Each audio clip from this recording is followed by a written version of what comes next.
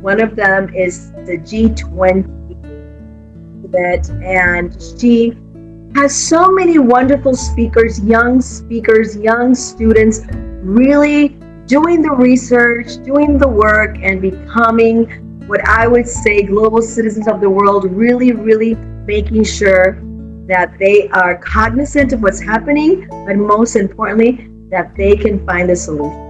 I love working with her. She's such a professional. She's always organized. Her events are very structured, and you will never waste time when you are with her. In this particular engagement session, which is called Scaling at the Heights, the Winner's Edge, she will be addressing her insights on what it is to achieve peak performance success. So without more preamble, I want to introduce to you Dr. Srividhya Sukumar. Welcome. Thank you, Dr. Virginia. Thanks for that. The podium is yours.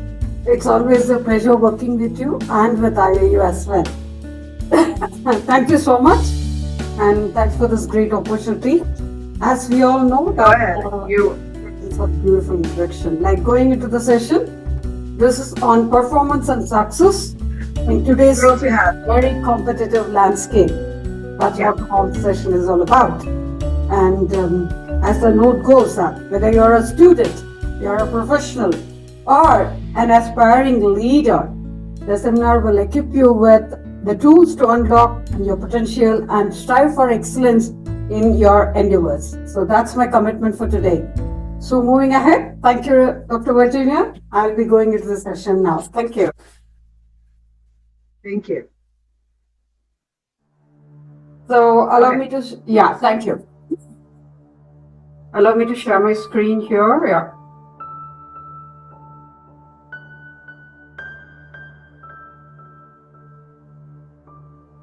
And my screen is loading, I think. Yeah. So as we all know, IIU has been the world's first international internship university, and thereby the quote goes, inspiring, inventing, igniting young minds. So there we are with IIU on this purpose today. So today's topic is Scaling the Heights, the Winner's Edge. What is it all about? And who are the people who are actually gifted and talented? Being gifted means what? That's what we're going to see. Let me take a quote from Dr. Jim Desale. That's giftedness is an innate ability to both detect and comprehend the world in a complex ways that differ significantly from age. So this is what it's all about. The giftedness is all about. At its core, the giftedness is a brain-based difference that contributes to our vibrant and neurodiversity world. So on that note, allow me to share a few words about as a person who is talking to you about. So observing a little child is always capable is always exciting. Many of you will agree with me, think.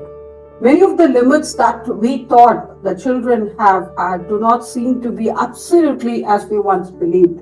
And more we study about children, the more we discover, the more limited are our beliefs. Are not the children, but only our beliefs.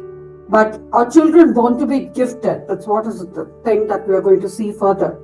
The potentiality of the giftedness, the high-level intellectual development, begins at a very early stage in a child's life. Studies since early 70s consistently show that such a development is a result of the intersection between the child's genetic endowment and a rich, appropriate environment in which the child grows. No child is born gifted, only with the potential for giftedness. Although all the children having the amazing potential, only those who are fortunate enough will have the opportunities to develop their uniqueness in an environment that responds to their particular patterns and the needs, that will be able to actualize their abilities to higher levels. Research in psychology, neuroscience, linguistics, and an early can help the parents create responsive environments that allow the children to develop their potential to the fullest. That is called as the giftedness. So, This giftedness is definitely an evolving concept, and the giftedness can now be seen as a biological rooted label for a higher level of intelligence, which indicates an advanced and accelerated development of functions within the brain of the learner that allows it to be more efficient and of effective use. While the old ideas of intelligence and giftedness are generally were limited to analytical and rational thinking, the giftedness includes an intersection of different areas of the brain function and also interaction of the physical sensing, emotion, cognition, and the intuitions. Broader concepts of intelligence and the giftedness may be expressed through problem solving, creative behavior, academic aspect, aptitude, leadership performance in the visual and the performing arts, invention and other area of sciences, or a myriad of other human abilities. High intelligence, whether expressed in a cognitive ability such as the capacity to generalize, conceptualize, or reason abstractly, in a specific ability such as creative behavior, results in the interaction between the inherited and acquired characteristics. This interaction encompasses of all the physical, mental, and emotional characteristics of a person and all of the people whom they meet or interact or they coordinate, they converse with the events of and the objects entering into the personal awareness area or the domain. So the reality is so unique to each one of us. But what is more important is whether we are going to follow the nature or are we going to nurture the present. That's what is the balance. That creates a balance between the two. So the endless interaction between the environment, I mean the surrounding, and our genetic framework creates an intelligence even of the perception of the reality. This process actually begins very early, as soon as the fertilized egg attaches to the walls of the uterus, I mean from the ovum. So as the cells divide and the fetus begins to grow, the environment already is set that begins to exert a determining influence. One cannot say that this is an interactive point of view which is more important and the inherited abilities of the environmental opportunities to develop them. On the other hand, restriction or even the nature or nurturing through the environment would inhibit high levels of actualized intellectual ability, which is called as giftedness.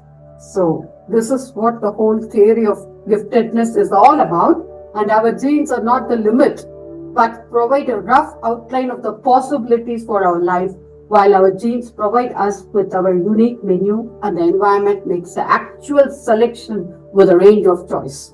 Any reference to the high intelligence IQ genes must be seen as a misnomer because this sensible characteristics of an organism always depends on the particular environmental theory, whether it is starting from the life cycle of a butterfly or the life cycle or the nomenclature that we talk about, the human evolution, whichever way it is, the environmental interaction with the genetic program of the individual occurs with a well-planned or left to chance in terms of evolution takes place. So moving ahead, going ahead with our topic of giftedness, what we are about to see today is who are the people who are actually gifted and talented, advanced developmental milestones of the gifted students across different domains, cognitive characteristics of the gifted students, understanding the emotional intensity of the gifted students, social emotional needs of the gifted students, and the gifted students' common traits and the misconceptions, misunderstood, stereotypes, gifted students' labels. If at all, if that's the issue that we are going to access or address today, how to access or identify the giftedness how to change the curriculum planning, how to change the instructional strategies and the pedagogies with the self-advocacy and the responsibility of the student who is involved in it. So that's what is today's topic about.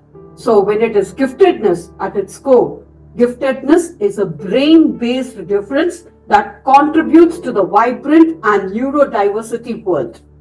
This neurological difference means that profoundly gifted students experience a different intellectual, academic, and social emotional developmental trajectory that of the neurotypical individuals. That is what is all about. So, what are the traits that are profoundly found in the gifted students? How to identify them? When that's the question, normally, this is the question which normally comes to anyone. So the traits that are found, profoundly founded in the gifted students is that first we should understand the definition of meaning of being gifted.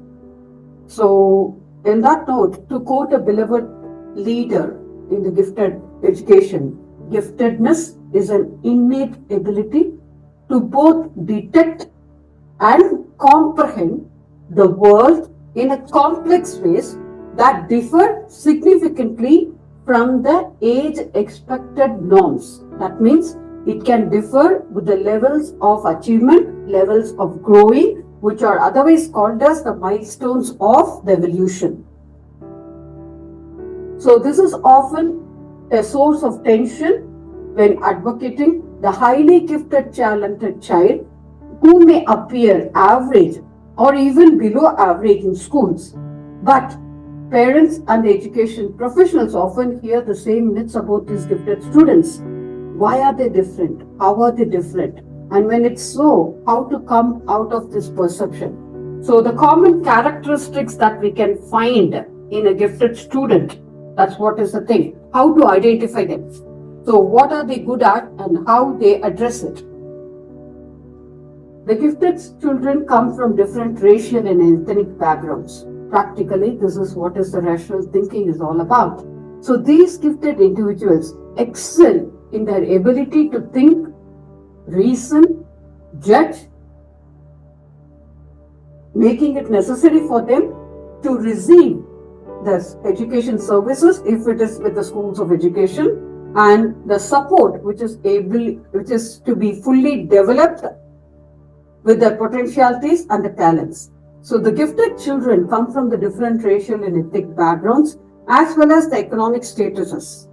While no two gifted children are same, even that's not going to be common. So how to identify them? They will have advanced thinking and comprehension above their age peers. This is the first identification that we will see in them. The emotional intensity will be higher than the age bar chart. That means when you compare it with the age bar chart, their emotional intensity will be always little higher on the emotional chart, with heightened sense of self-awareness. Whatever they do, they will try to relate it to themselves in simple words. Highly developed curiosity will be found in them. They will have excellent memory and the gifted characteristics and the behaviors. They will have an ability to comprehend the material at several grade levels above their age peers. Surprisingly, emotional depth and sensitivity will always be at a younger stage. So their intellectual power will be higher, whereas their emotional quotient will be little lower than their at age bar. With a strong sense of curiosity, enthusiastic about unique interest and topics, very quickly and mature with a sense of humor, with creative problem-solving abilities and imaginative expression, they will be able to observe the information very quickly with few quick repetitions which are needed, because depending upon their capacity of the multiple intelligence, if they are visual, spatial, linguistic, so they will try to figure out exactly the way they want the picture in their mind or the way they want to observe it. with self-awareness, social awareness, and also relating it to the nature of the environment with the global awareness. So these are the common characteristics of the gifted and talented students. That's what that we will be normally finding in them. So when it is so defining the gifted characteristics, how they will be acting and reacting to the situations. So how to find it out? Some of the references which we would like to take a quote here. The National Association of the Gifted Children lists additional traits to the giftedness that parents may find it very useful in this reference. Each gifted student is unique. They may be present or with a mix of traits with only two or very intensity, which are quite common in sometimes both of them. And often profoundly young intelligent people are not properly identified, thus we do not receive any appropriate challenging education for them. So what happens, according to the research statistics, the research shows that this can lead to an underachievement or even dropping out the school, and the student indicates only 40% of the gifted students may be underachievers. So all these are references which are taken from the Handbook of the Gifted Children from page 424, that have been mentioned with David Institute as the reference which has been given here. So moving ahead, what are the traits of the profoundly gifted students? So being gifted, how they will be acting, reacting, and also how when they react, how we should handle the situation. So the characteristics which are profoundly found in the gifted students will be rapid comprehension. First is rapid comprehension. I will just list them and then go in detail. Intuitive understanding of the basics. Third is tendency towards complexity. Fourth is need for precision. Fifth is high expectations. Sixth is divergent interests. Once again, I repeat, rapid comprehension, intuitive understanding of the basics, tendency towards complexity, need for precision, high expectations, and divergent interests. So going in detail, when we talk about rapid comprehension, it's an advanced ability to learn and process information. That's what comprehension is all about, rapidly. Combined with the need for the constant mental stimulation, profoundly gifted students often work at a very different pace. The speed will be more than neurotypical peers. That means the age level students going far ahead and passing to dive deeply into their areas of interest. That means when they comprehend, they will observe the situation, they will understand it, what is the task which is given to them, always related to their areas of interest. That's what is the key thing that we should be able to identify in them. Then, while understanding it, when they know the knowledge, when they're able to do it, how do they understand this? With the intuitive understanding of the basics. That means difficulty in concentrating on the task because they are always working on their own domain and relating it to their personal experiences and concentrating on the tasks that are not intellectually challenging, including the repetitive materials or the rote tasks. Profoundly gifted students often need less practice to master the idea or the concept.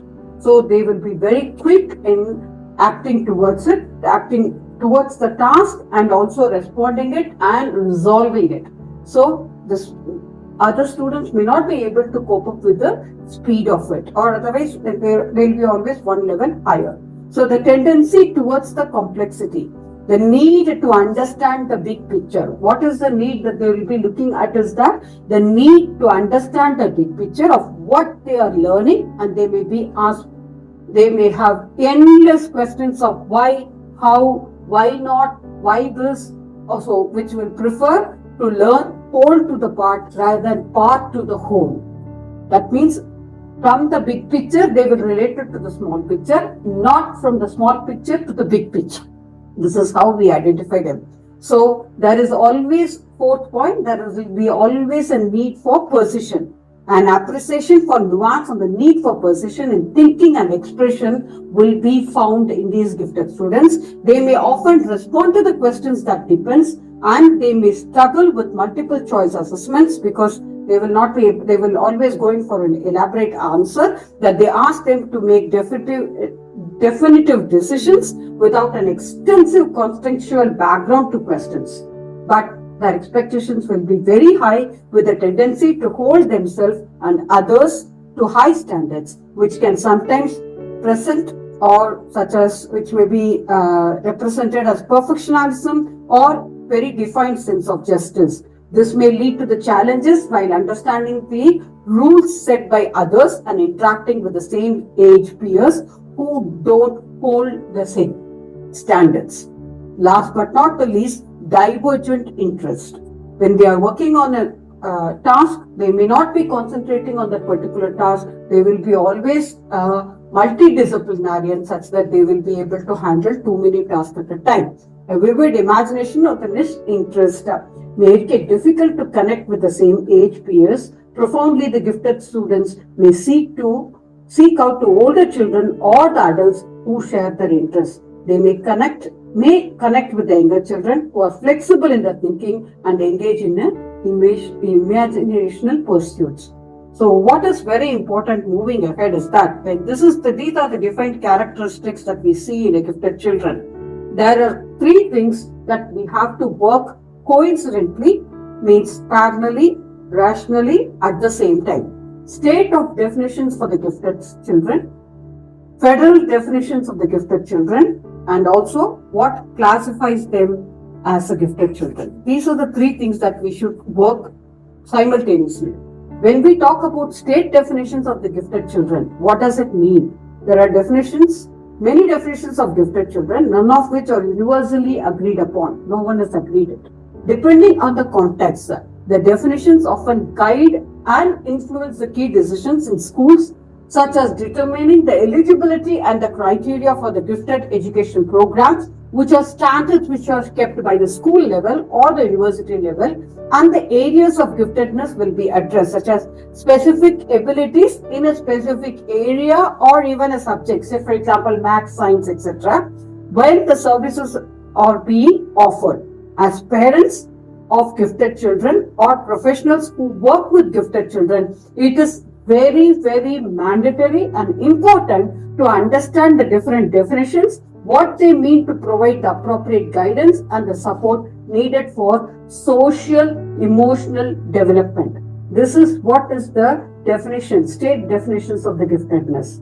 When it comes to the federal definition of the giftedness, gifted definitions concerning students who differ from region to region, state to state, really varies. Most of the states will base their definition of giftedness on comparison with others of the same age by needs or provided by the regular classroom. It depends. It depends upon the criteria. It depends upon the situation, and definitely it is always addressed as a case study from case to case, area to area. Some states have certain criteria for the gifted identification. In case of Illinois, say for example, as we need to quote an example, I'm taking the case of Illinois. Gifted students are considered as the gifted and talented if they score top 5% locally in any of the aptitude, specifically in language area of arts and mathematics.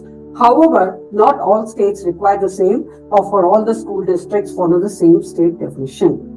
So these state definitions can be adopted from NAGC, that is National Association of Gifted Children, references which are normally taken from. And what classifies in that case, when we talk about the state, when we talk about the federal, what classifies the child as gifted is that according to NAGC's article, that is definition of giftedness, the term gifted and talented means students or the children or the youth who give evidence of high achievement capability in areas of intellectual, creative, artistic, and leadership capacity in specific academic fields who need services not ordinarily provided by the school or the institution to fully develop their capacities. So at the basic level, the children are classified as gifted if they demonstrate a high degree of intellectual ability or the abilities Typically, identifying can be done with whose combinations as gifted tested and assessment which are already there, because the federal government does not mandate the gifted programs in schools or the criteria of the giftedness depending on which state that you live in or which school district you are there. So following these norms, so who are the gifted learners? That's what is the thing. Now, in general, we are coming to education specific. That is, we are going to focus on the gifted learners. So, in that case, who are our gifted learners? In many cases, tests are being used to determine whether a child is gifted, not since performance compared to peers is an important way of gauging a child's academic abilities. So, these may include achievement tests such as ACT or Woodcock-Johnson tests of achievement or assessment by professionals may also be used by the gifted identification because they are costlier than most and but more are very comprehensive. This method involves determining the child's strengths and challenges, learning style, and education needs. These are the things that we should always keep in mind. This method involves determining the child's strengths, challenges, learning style, and emotional needs. It's more kind of a SWOT analysis check. They often include intelligence quotient, that is IQ tests, such as Stanford-Binet or Webster Intelligence Scale of Children, that is WISC's scales. Normally, at birth, the human brain consists of 100 to 200 billion brain cells. Each neural cell is in place and ready to be developed, ready to be used for actualizing the high levels of human potential. So within a very small number of exceptions, all human infants come equipped with this marvelous complex heritage. Nothing other than the human brain. For example, two individuals with approximately the same genetic capacity for developing intelligence could be regarded as potentially gifted or as intellectually disabled as a result of the environment with which they interact or they are in. Although we never develop more neural cells, it is estimated that we use less than 5% of the brain capacity normally. However, we use this complex system becomes critical to our development of the intelligence and the personality and to the very quality of life or we experience as we grow. So that's how the environment or the surrounding that we are there that influence more kind of this gifted and talented students. Those who work with the gifted student must acquire basically an understanding of the power and the interaction between the organism and the environment.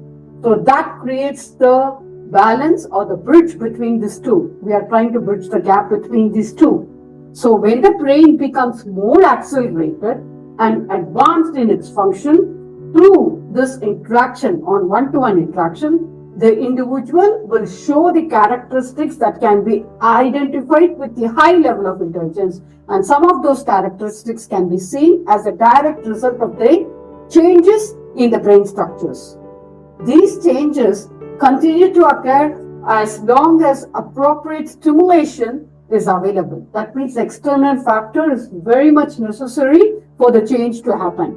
Over and over again, the brain research points to the dynamic nature of the brain's growth and the need to challenge the individual at the individual's level of development growth to continue.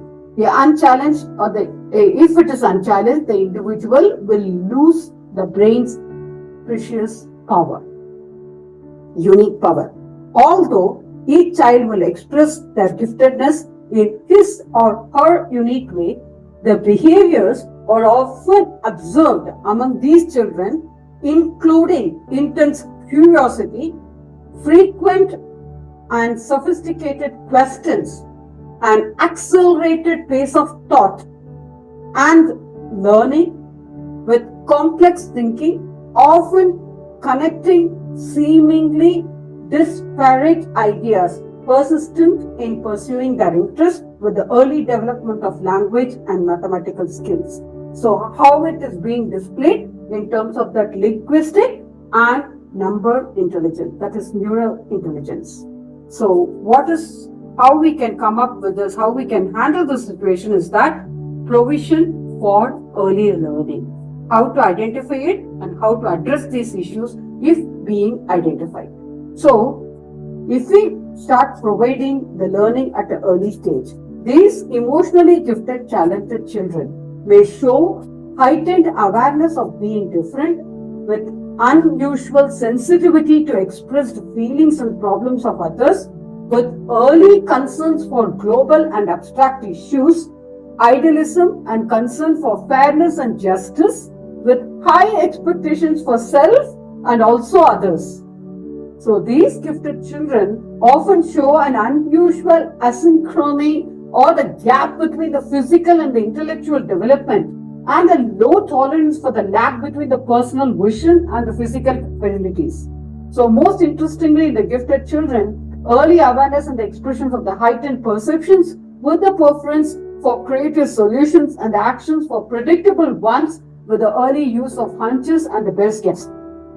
The best way to identify the high levels of intellectual development, or what we call as giftedness, is to observe the child at play in a rich, responsive environment. So during the early years, that is why early provision is very important. It is important to provide many opportunities for children to interact with the interesting, novel and unusual experiences that allow them to stretch just beyond their current ability level. All children must have experience at their levels of development, because it is during early childhood the intelligence is nurtured and the giftedness is developed. The most important challenge for teachers at home and the school is to stay just ahead of the children in presenting the materials and experiences, not too far ahead though, and yet to avoid too much of repetition. So creating an environment and experience that responds to the child with the appropriate balance of the familiar and the new, the best way to provide the optimal development. So moving ahead, what is a very important thing that we are going to address is the importance of parenting.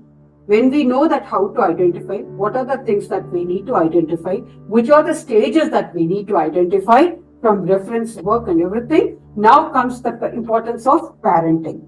When we talk about the importance of parenting, as we all know, parents are the first children teachers. They need to provide a rich, responsive environment and guidance based on the unique needs and interests of the children. You will be most effective when you create the appropriate emotional and social climate and that are sensitive to your infants. It starts from the womb, it starts from the infant stage. Unique personality and development. So as a parent, allow your child to dictate when and how long the activity should last. By adding ideas and enthusiasm, parents can introduce the world of learning to their infants or the children in an exciting and most pleasurable ways. So the love of learning and discovery is a deep motivation for every child, and all parents need to encourage and respond to keep up with the rhythm and the love of learning. So families have a long-term effects on the children in many ways. It's not only parenting, it's not only from the parents, it's contributed from the parents, from the families, and also with the siblings. They create the attitudes and expectations that allow the high levels of development. Some of the most important parenting factors are articulating your beliefs about success and failures, and also the aspirations and expectations for the achievement. For teaching and modeling strategies, also take the self-control, take care of the self-control and the responsibility, providing a variety of language opportunities, not pertaining to one particular language. It should be definitely multilingual, and developing a close knitted family environment such that the child is liberated from the fears of expressing himself. As gifted children grow, they will require more complexity and more opportunities to nurture their rapidly expanding, curious minds and the brain models. So, when it is such a case, when we are addressing these, some of the activities from the kindergarten school to the school life can help the process. So, which are the activities that will normally help is that would like to quote a few here, basically to help the parents and also the teachers. So the parents can provide the kindergarten throughout the child's school life. So giving the child an access to new ideas and information by including him or her in all the discussions, whichever discussion it is. Don't stop them, don't restrict them at dinner or even during family conversation. Research ideas together. Don't let them, if you're doing a research it along with them such that they tend to contribute. They would like to contribute. Allow them to contribute so that you get to know your child better. Show your child how to gather the information for the work with the focus, not deviating from the topic or not encouraging too much of the personal interest. Share your enthusiasm with the child. When you are with the child, be as a child. When you are in Rome, do as Romans do. So, share your enthusiasm with the child. Provide choices and alternatives as much as possible.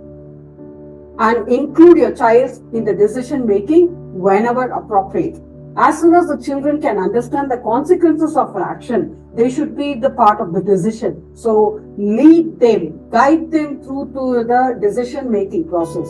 So, model clear and open communication principle, such not as blaming others or deviating from the topic or distraction, too much of distraction or avoiding fancy languages, making expectations known very clearly and the standards that are to be maintained, identifying and speaking from one's own beliefs, not compromising on one's own belief while accepting with congeniality the beliefs of others. So how to help your child with these principles in communicating? See and use the problems as opportunities. Let them treat the challenges as opportunities for learning. This will help the child to do his or handle his or her levels of learning or the learning or life on the whole.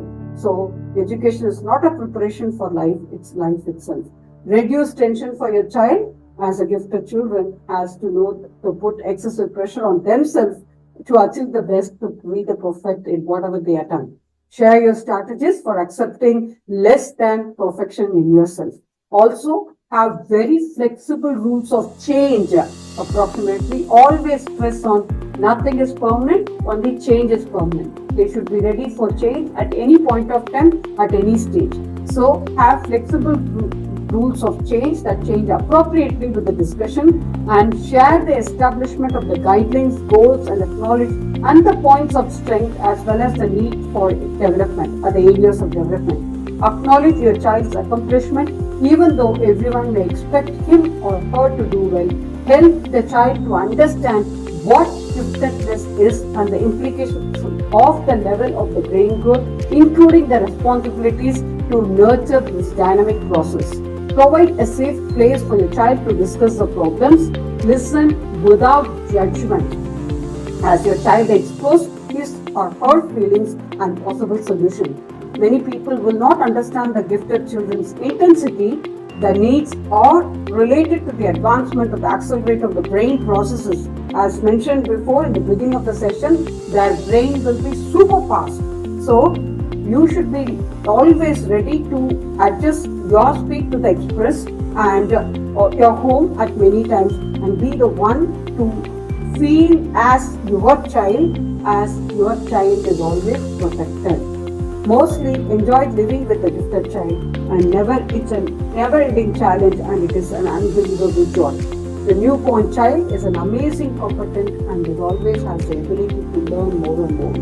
So with this, definitely the parents will have a better idea of how to deal with it. Secondly, how to identify these gifted and talented areas. Now you know your child is gifted, then which are the areas that the child is gifted? So that comes the focus of our topic. So gifts become talents when they are developed and nurtured. So this means the gifted children become more talented when you support and encourage them to use their natural gifts to learn, concentrate and practice. For example, if your child is gifted musically, you give them opportunities to learn through a musical instrument. They might develop a talent for playing and many things in the environment or in the surrounding. They will be more inclined to relate the learning through their ability, whether the gift child's natural ability becomes a talent in the process or the talent becomes a blessing. These include the family values, education opportunities, personality and motivation. Even health factor plays a bigger role in it, and a chance, a willingness to learn, unlearn, relearn and relearn. Once again, according to the changing opportunities that comes their way. So when it is such a case, for example, if your child is in the area of business, if not a musically or linguistic or a numerical child, if your child is excelling in the area of business, with your support, they might be able to develop this gift into a talent for marketing and sell eggs in the chickens, eggs for the chickens that are laid. So you will be able to notice the talent from the age of 6. But sometimes the talents show at a later stage as well. But at the later primary school or the teenagers, the gifted and talented child will be achieving at a high level in more and more areas. So more and more areas in the sense, which are the areas that we will identify? Is that in the areas of academic learning, leadership, social issues, technological means technological enhancement or competence that can come as the arts, for example, music, art and dance, etc. Ability to make friends, ability to be very compatible enough, to be very interactive, ability to make friends, or even this can develop into the business skills, or sometimes if they are a sports person, physical skills like kinesthetic intelligence comes in place, that is with the sports or dance or any other physical activities involved. So when it is so, our next task will be informal identification of the gifted children. That's what we should know. Normally, a question comes from the parent. How do I know when my child is gifted? Or, definitely being identified as gifted is good, but as a parent, how will I know that my child is gifted? And when we do that, well, there are two ways of doing it. One is the informal way of identifying the child as a gifted. The second one is channelizing it and taking it on to the next level, making it as a formal identification of the gifted and talented children. So this is what we are going to see further. So when it comes to the informal identification of the gifted children, so as discussed through and through, the gifted and talented children have the abilities and the skills in various areas, and the individual child can be gifted and talented in one or more areas. It can be either way. Either they have more abilities or in more areas. So the advanced development is one of the signs that your child must be gifted. So you will generally know if your child is more advanced than the other children of the same age. For example, some intellectually gifted, talented children teach themselves to read at a very young age, like 3 years. Some physically advanced children might excel early in junior sports or physical activities. Another sign could be that your child might prefer to talk more with the older children or with adults. For example, the 4-year-old might relate better to the 6-year-old rather than children of their age. So this is a simple identification, very primitive primary identification process is this. Other than that, what other things which you can look at or follow through could be, will be able to concentrate and focus well on the task, very intensively curious and ask very sharp questions, very quick learner, have extremely good memory, very imaginative and creative, with a very high advanced lacons, means speech, conversation, and people might comment on your child at the saying if your child is gifted or talented. In simple words, these are the things. So when it is such a case, how to know that your child is gifted with the formal identification process. This is the key thing that we should start working on. Every one of us, when you know that the child is gifted, so immediately what we need to work on is the formal identification of the gifted and silent children and the pros and cons. Knowing the pros and cons of the formal identification process that is involved. So the formal identification of the gifted and talented is identifying your child's gifted and talent in several other reasons. It makes it easier for you to work at the right time for your child to start childcare, preschool, or the school, term schooling, etc., etc. You and your child's teachers can work together on learning opportunities for your child at the childcare or the school, or to avoid some challenges like boredom. This can be done as a home schooling as well. So what could be the pros and cons of the formal identification is that informal identification may not help in keeping the record of your child's behavior with the notes to follow through of any advanced development and achievements which are there in the reporting system, the interim reports that we're talking about. The informal identification, when you record it for the advancement, especially when it comes to the different domains of creative, social, and physical giftedness. So the gifted and talented children have the advanced natural abilities in one or more areas. So when it is such a case, definitely the formal identification process will help you with the proper reports and the records that will help you to compare and contrast and move ahead with a very more strategic manner.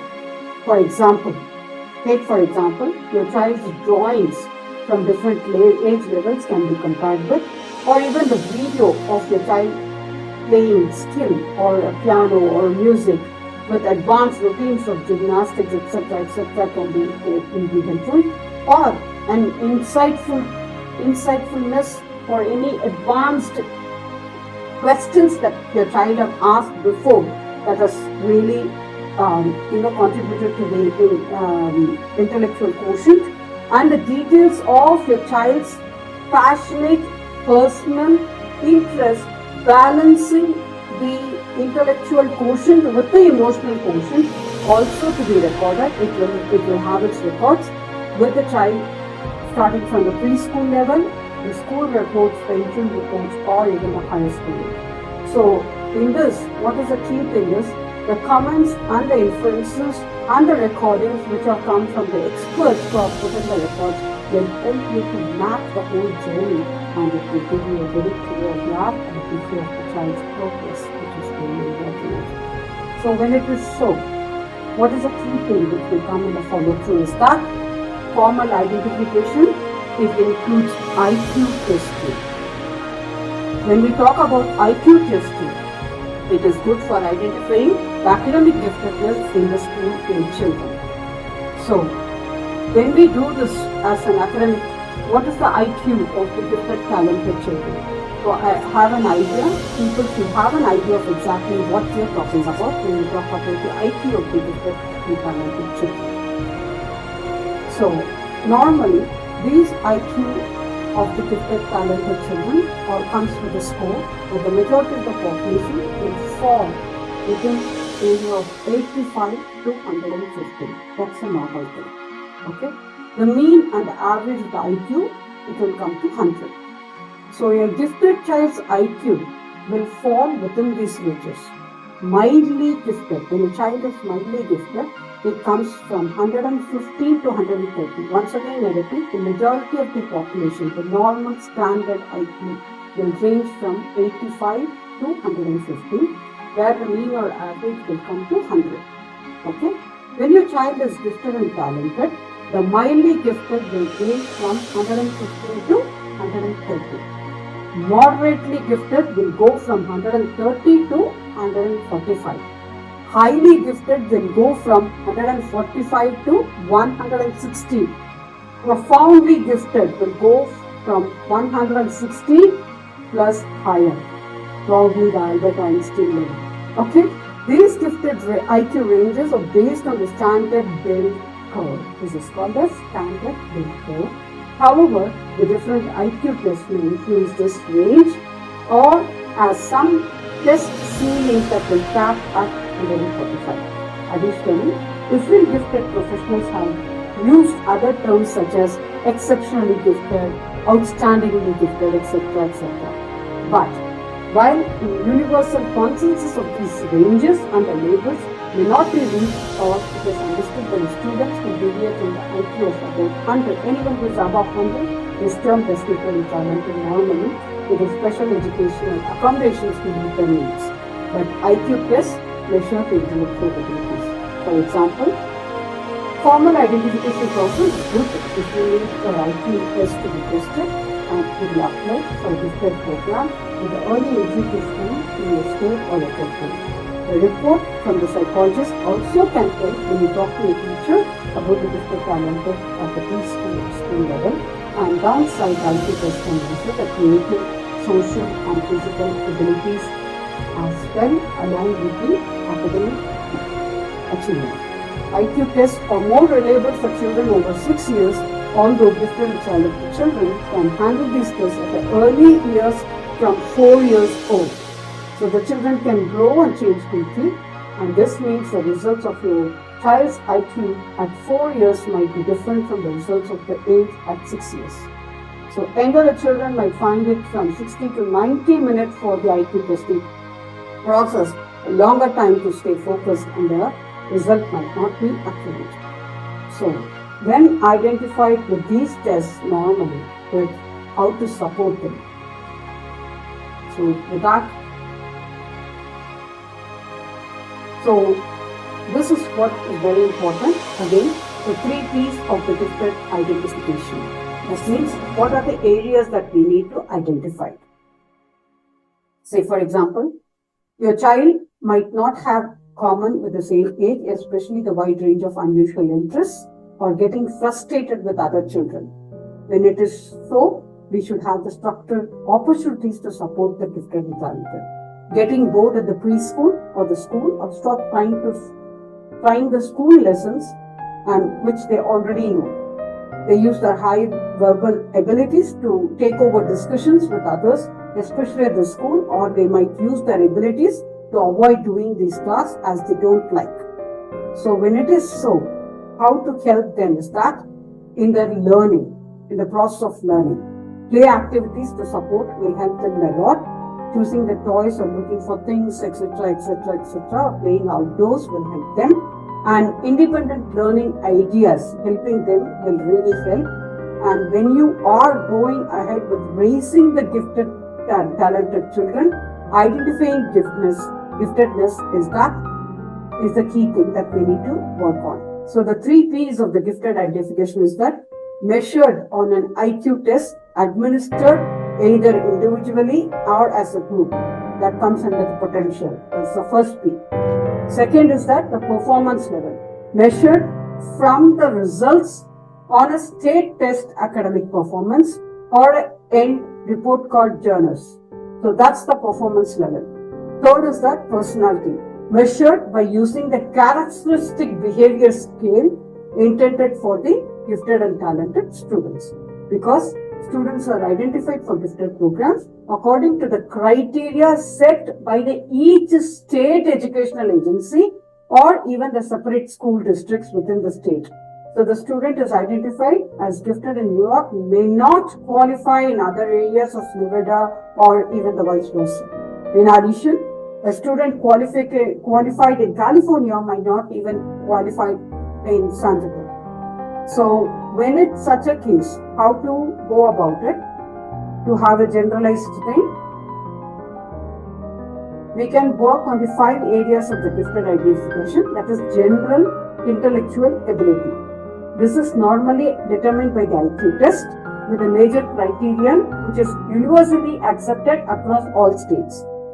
Following the areas of intellectual ability, usually assessed as verbal, mathematical, quantitative, in other words, or spatial. Spatial means linguistic. Those students are not expected to perform equally well in other areas. Second area is the creative thinking.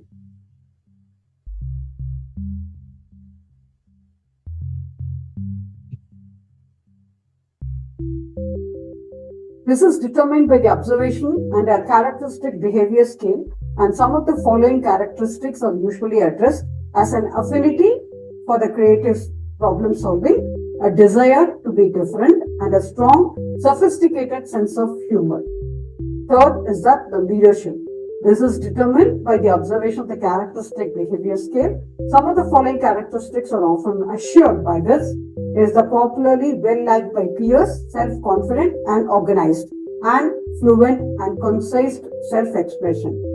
Then fourth is that specific academic ability is also included in this process. That is not compromising on the academic part of it. Determined test scores of a district or the state achievement test, considered as an excellent student in at least one academic area and considered with the highly performing student in school, with also visual and performing arts often determined by the portfolio or the passport which the child is holding for any kind of the extracurricular activities, significantly accomplished in one or more designated areas of art, drama, music and dance, etc., etc., etc. All these factors really contribute to it. So with that, we have come to the end of today's session.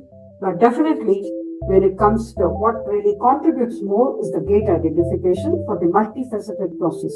That students should be that the gate classroom is the best classroom, assessed in several areas, such that the student qualifies as for the gifted program.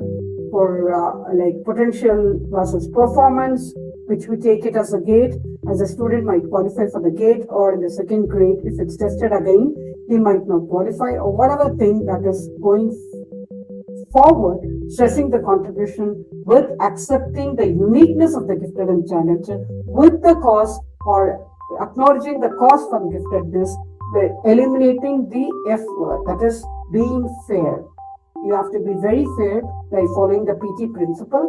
Grouping practices for them really help them a lot, and that's where we are. And these things definitely help them to a major extent, because the facts about intelligence that we would like to conclude it, some of the highlights of the findings displayed is that the IQ correlates with some simple abilities.